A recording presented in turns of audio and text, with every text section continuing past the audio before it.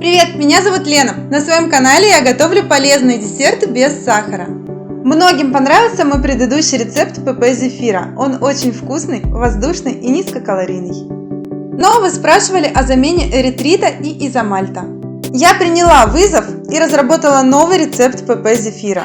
Его калорийность стала еще ниже, а вкус еще ярче. Об остальных его преимуществах я расскажу в конце видео. Друзья, на канале моего мужа Артема вышел рецепт вкусного шоколадного манника. Этот пирог имеет очень приятную, слегка рассыпчатую текстуру и насыщенный шоколадный вкус. Ссылка в описании под видео. Первым делом приготовим ягодное пюре. Я выбираю черную смородину, она содержит достаточно много пектина, который нам поможет в приготовлении зефира. Много пектина также содержат яблоки, сливы, абрикосы, земляника, клюква, персик, апельсин и малина. 200 грамм замороженной смородины я разморозила и измельчаю блендером в пюре. Чтобы избавиться от шкурок, перетираем пюре через мелкое сито. Это не самое быстрое занятие, так что я обычно предпочитаю наготовить такого пюре впрок и хранить порционно в морозилке. В конце процесса в сите должна остаться почти сухая масса, а в сотейнике остается 120 грамм чистейшего смородинового пюре. Это была самая затяжная часть процесса. Дальше все пойдет очень быстро. И перед началом приготовления подготавливаем кондитерский мешок с насадкой. Также подготовьте поверхность, на которую будет отсаживаться зефир. У меня это противень, застеленный ковриком. 20 грамм пюре отправляем в чашу миксера.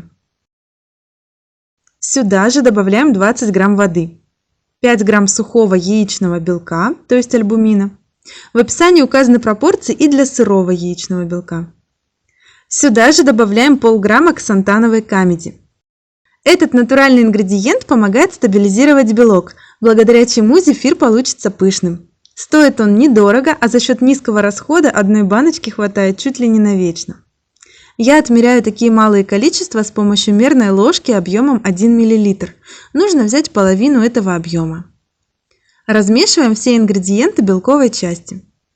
Могут оставаться комочки, это не проблема, буквально пару минут даем постоять и комочки разойдутся. В сотейнике смешиваем оставшиеся 100 грамм пюре, 5 грамм агар-агара, 14 грамм интенсивного подсластителя, его количество может быть меньше, если у вас не такая кислая основа, как у меня, и 25 грамм воды. Тщательно перемешиваем. Для варки сиропа очень желательно воспользоваться термометром. Именно так можно получить идеальный результат. Нужно довести сироп до 100 градусов Цельсия. Я отправляю сироп нагреваться и одновременно ставлю белок взбиваться.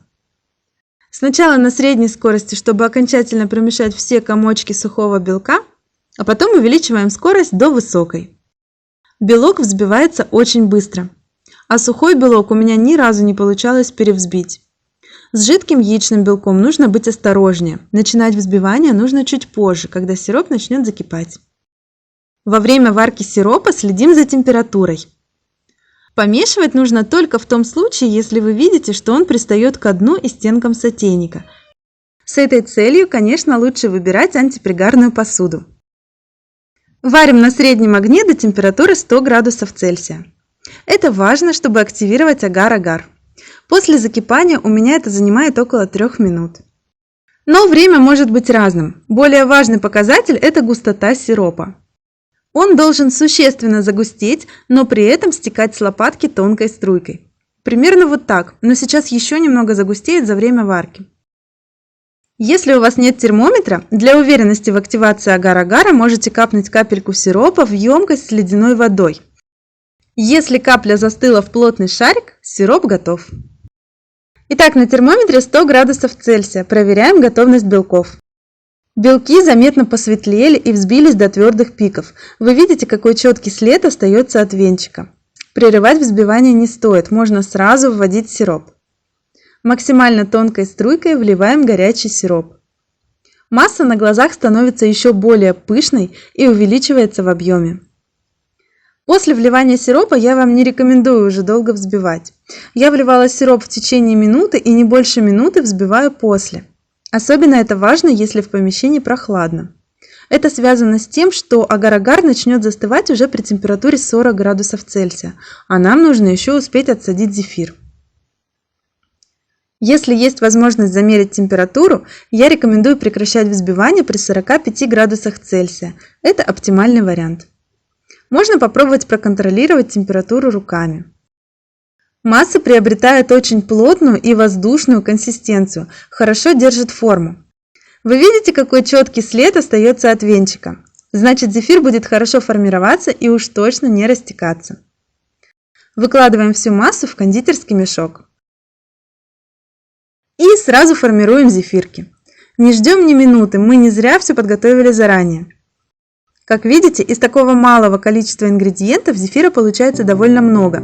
Это говорит о пышной текстуре и высокой степени воздушности. Стабилизируется этот зефир очень быстро, буквально в течение 10 минут.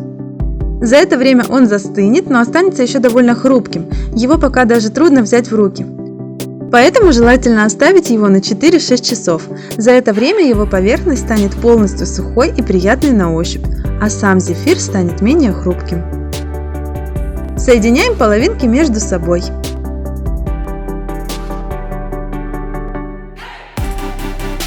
Получается очаровательный, пышный и яркий зефир. Если не считать время на подготовку пюре, то приготовление зефира занимает буквально 10 минут. Давайте его разрежем. У него немного другая текстура, чем у зефира на объемных подсластителях или на сахаре.